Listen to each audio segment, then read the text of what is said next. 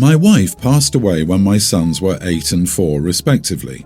Since then I've remarried, and my new wife and I've been married for some 11 years now. She was married before and had a daughter of her own from her past marriage. Her ex-husband's story is its own saga, but suffice to say he's alive but isn't in their life anymore. When we married, my stepdaughter was 12, now 23. For 11 years I tried to make some bridges, and I would get her gifts and ensure she always got what she wanted. I did everything I could to make her happy. I would drive her to school, be at her extracurricular, and pay for the nicest private schools I could. Not to mention I worked day and night so I could give her the lifestyle she deserved. My wife is a housewife, a choice she made after she voluntarily quit her job in marketing. I tried my best and treated her just like my sons, but she continued to hate me. Still, I paid for her college. I paid for both of my sons' colleges. Nevertheless, a few months back she informed my wife that she would be getting married. I only found out when my wife told me. Even more devastating was that she said she would come home to celebrate, and I bought a cake, balloons and so much more. Then, last minute, she changed plans. She just told my wife that she should come over to her apartment without my sons and me. I was shattered. When I eventually called to congratulate her, she just tried to end the conversation as quickly as possible.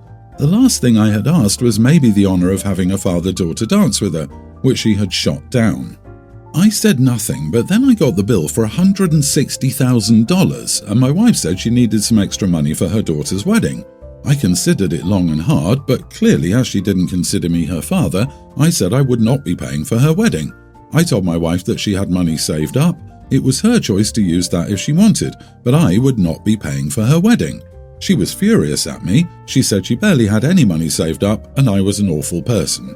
I've received calls from my wife's family telling me that I should pay, mainly her immediate family like my father-in-law and my brother-in-law. The whole thing has become a mess. It's divided our family, but I'm still holding my ground. Am I the idiot? Edit. I want to also clarify that this is going to be far from a minor financial inconvenience. While I'm sufficiently wealthy, it is still not something that will not go easy on my bank account. My wife's family is Indian, her ex-husband was Indian, and my stepdaughter is Indian. Her wedding is going to have probably around 400 to 600 people.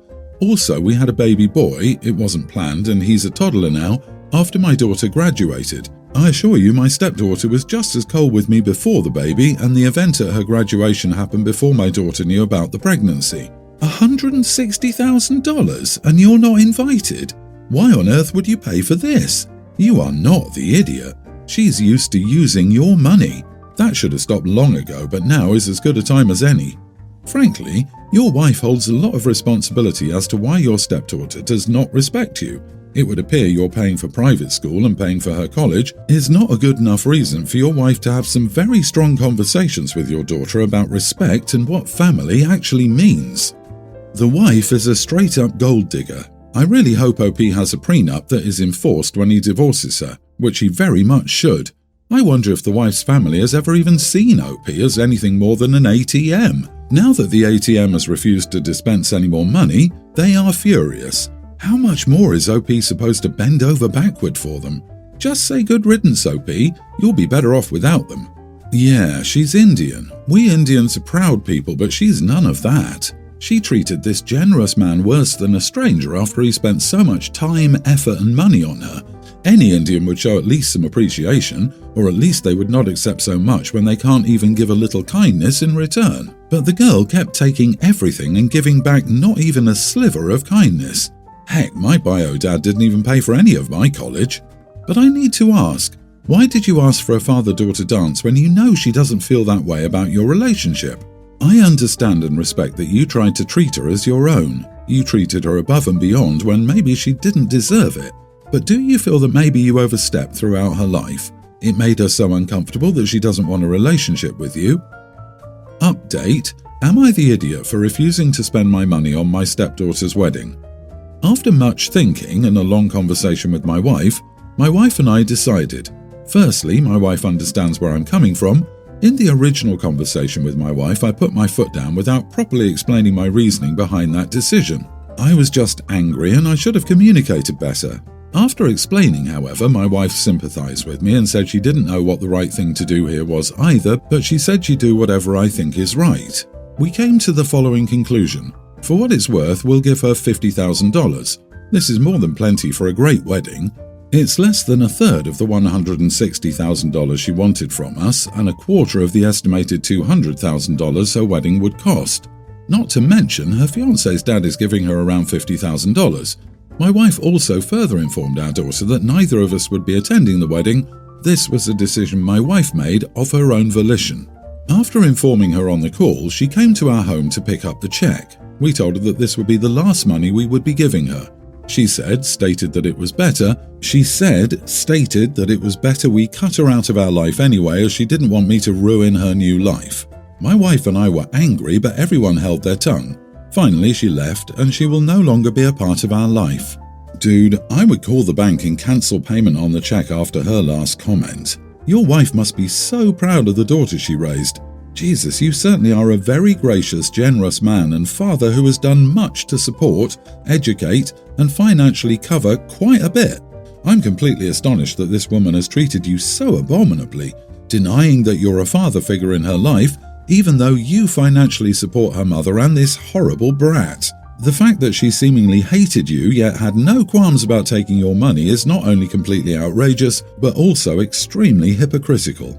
I really wish you'd refuse to pay for her. I'm truly sorry that she's been not only disdainful of your efforts, but also maliciously cruel towards your feelings. Please create a will or update it that completely disowns this malicious woman. She doesn't deserve any inheritance after treating you so poorly, but it's almost guaranteed that she'll fight your bio children for whatever she feels is her rightful due. If you can easily blow $50,000, I guess that's a small price to pay to get rid of this headache forever. I hope you can move on from this and find love in your children. She isn't worth feeling sad over, OP. No offense. If she darkens your doorstep in the future, please stick to your word and don't help her. It sucks that you lost someone who you considered family, but you can now focus on your other children and give them everything they deserve. You have a lot of love to give. Save it for the right people. My toddler daughter has been in home daycare for a few months now.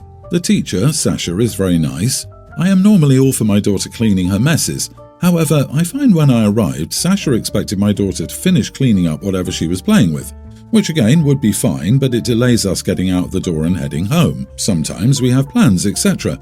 I started texting Sasha when I was so many minutes away, asking her to get my daughter ready, and that seemed to work. My daughter would be in her jacket and reading a book, easy to put away versus a huge Duplo project or similar. Until today, things were crazy and I was in a rush. We had a lot to do this afternoon and I ran behind because of car trouble. When I arrived, my daughter and some friends were in the middle of cleaning up a big mess. I told my daughter we had to go get her coat. Sasha said she needed to finish cleaning up her part. I said any other day, sure, but I'm running late and we cannot miss this appointment. Sasha tried arguing that the kids need to learn responsibility and I flat out said no. I grabbed my daughter, put her coat on and left. As I said, hectic afternoon, so I only just now had time to check my texts. I had one from Sasha saying poor planning on my part doesn't mean I can break the rules. I pointed out that this is not in the contract and I can bring my child home whenever I need or want. She accused me of undermining her authority. I was given a verbal warning, which I found ridiculous. Am I the idiot? Not the idiot. I completely agree with the daycare teacher's sentiment, but it is your kid and you can leave whenever you damn well want. Just need to be kind and respectful about it. Daycare pickup should not take 20 minutes. Working parents must get home, run errands, make dinner, do extracurriculars and have quality time with their children. That 20 minutes of waiting around at daycare really cut into a person's tight schedule. Perhaps the teacher shouldn't allow messy or busy activities after 4:30 p.m. and instead encourage reading, simpler toys or things that are easy to put away in a hurry. Disagree. OP's the idiot. It's not a waste of time to teach children that if they make a huge mess, they need to help clean up. If they leave without helping, that leaves more work for their friends, which doesn't make your kid popular. I'm a mother and I understand there's a lot to do at the end of the day. I also work in after-school care, and if kids don't contribute, we must stay late and waste our time. Care providers aren't servants. Yep, you are the idiot. Also very short-sighted. You're using a home daycare. If the provider doesn't like you, you will probably lose your spot without enough notice to find somewhere else. Play nice with the people you rely on, or you will have more to complain about than a hectic afternoon. A lot of appointments are more important than cleaning up a mess. It was the daycare provider's choice to do something messy. It was not OP's choice to have car trouble. As OP said, it was an appointment they couldn't miss. It was, however, a mess that an adult could take care of at once. OP, she's looking after your child, but she doesn't have authority over you. And verbal warnings? She's on a power trip. I hope your car troubles are resolved. I, male 33, am a single dad to my daughter, teen. She's my buddy and I honestly love her so much. My sister, female 38, has 3 boys and has made being a boy mom her entire personality. She always goes on about how she loves being a boy mom and how raising boys is so much easier than having a girl. I usually just ignore it. My daughter is a huge Taylor Swift fan and I took her to the opener night of the Eras tour. I'm not a Taylor Swift fan, honestly, but it was really fun seeing my daughter have so much fun and just overall being so happy. Last night I was over at my mom's and my daughter pretty much only wanted to talk about the concert. My sister happened to be there too. My daughter talked about having to wait about an hour to get merch. My sister laughed and ended up going on a rant, saying how she's so glad she doesn't have a daughter and how easy it is to raise boys compared to girls. She even went as far as to say she felt bad for me having to be a girl dad. My daughter didn't want to talk anymore and was clearly upset by my sister's words. That was very upsetting to me. I told my sister she was wrong to say those things, especially in front of my daughter, and that she's toxic and honestly stupid for thinking raising boys is easier than raising girls. I told her she needed to find a new personality outside of being a boy mum. She ended up leaving while calling me the biggest idiot. My mom also accused me of being rude and an idiot because my sister just loves her boys, and I shouldn't judge her for thinking girls would be more difficult to raise. So, am I the idiot? Not the idiot, it sounds like your sister is projecting. If she had 3 kids on purpose, she 100% wanted a girl and never got one. So now that she's done having kids, she's using her anti-girl rhetoric and boy mum perspective as a coping strategy. That's just a guess though. Either way, it's super weird of her to hyperfixate on the gender of her children that much and just plain rude to impose that on your daughter. Good for you for standing up for her. Or she's just a filthy misogynist. Unfortunately, some people actually think the way this sister does, and it was super important for OP to say that in front of the daughter. That kind of talk is damaging to young girls. Lots of people think boys are easier to raise just because they only bother to parent girls and do nothing with their boys. Oh my god, this. Anyone who thinks boys are easier to raise is dropping the ball massively. Gender is irrelevant. Children are individuals. OP, she basically laughed at your daughter's personality and interests. You weren't rude because she loves her boys, you were rude because she insulted your daughter. In front of her. And your mom is an idiot, lol. Wow, she's actually defending the same bad behavior in your sister as you're being accused of. Very toxic and pathetic. My parents are divorced. Together they have my brother, 20, my sister, 19, and me, nearly adult male. Their marriage ended because my mom had 2 affairs. The first one came out when the second one did because both were happening at the same time, and my mom got pregnant with a baby who's now a female tween. Dad ended the marriage, and Mom tried to make him responsible for her baby with another guy.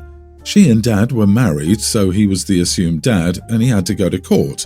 There was a 2-year battle over this because he wanted nothing to do with the baby, and Mom didn't want her to grow up watching my older siblings. I have a dad while both her affair partners went AWOL and were refusing to play any role in her life, and she said no to doing DNA tests. Dad won in court and was removed from my half-sister's birth certificate. He's never met her and has ensured there's no contact between them.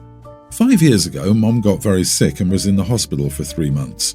My half-sister spent that time in foster care because our grandparents were told they were too sick, multiple chronic health issues between them, to take care of her when they had no idea how long Mom would be out of commission. They asked Dad to step up, but he said no. They tried to plead with my siblings and me to talk him around, but none of us wanted him to take her either. When Mom got out and got my half-sister back, she and my grandparents held a deep grudge against my dad. We already didn't think much of Mom, but after that, we asked Dad to try and get full custody of us. But when we were interviewed, we mentioned the affair, and we were asked whether Dad tried to turn us against Mom, and we decided to keep 50-50 to not get him into trouble. I'm months away from getting away from Mom. My siblings already are. Mom had people over recently, and my grandparents were there. They were talking badly about Dad, saying he was evil and that he left his own daughter to rot in foster care, and I told them she wasn't his daughter and DNA proved that. They backtracked and said he left his kid sister to rot. I said she was nothing to do with him. Then I called them out for being idiots to him when Mom cheated on him with 2 guys and fought to make him responsible for her child. I said they all blamed Dad instead of wondering why nobody was willing to take my half-sister when needed, and none of them could. Others heard the whole thing. My mom and grandparents said I was an idiot. Am I? Not the idiot. You didn't say anything that wasn't true. The truth hurts. That's probably why they were so upset, because they knew you were right. Speaking out isn't even a fraction of the horrible stuff your mother tried to pull on your father. The good news is, in a year, you won't have to deal with them anymore. But wow, your poor little sister. I feel so sorry for her. It's heartbreaking that nearly everyone in this child's life has rejected her, all because of how she was conceived. It's a shame for the half-sister, though, having to be in foster care, but to blame your father rather than the deadbeats and trying to manipulate you guys into talking into taking her in was truly an idiot move on the grandparents' part. Yeah, it's devastating for the poor kid, but utterly shameful that the people who should be working hardest to protect and support her are concentrating on ripping down someone with no obligation to protect or support her instead. OP, you're very brave and you sound like quite a moral person. I wish you all the best in life. Keep your integrity and may the coming years be more peaceful.